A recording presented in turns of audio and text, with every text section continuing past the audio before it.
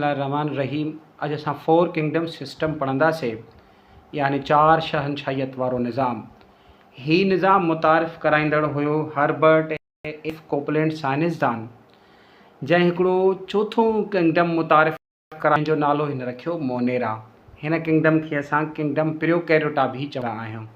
हिन किंगडम जूं ख़ासियतूं कहिड़ियूं हुयूं? हिन किंगडम में जेके जानवर हुआ उहे सभई हिकु घरड़ाई यानी हिकु सेल जा यूनिसेलुलर जानदार हुआ। ॿी जेका ख़ासियत हुई त जेको हिननि जो जीव घरड़ो हुयो, सेल हो, उन सेल जे अंदरि हक़ीक़ी ट्रू मर्कज़ ट्रू न्यूक्लियस मौजूदु न हुयो। ऐं टी ख़ासियत जेका हिननि जी हुई त हिननि जानदारनि में आर्गेनिल्स थींदा आहिनि, यानी उज़वड़ा थींदा आहिनि, मेम्ब्रेन बाउंड आर्गेनिल्स मौजूदु न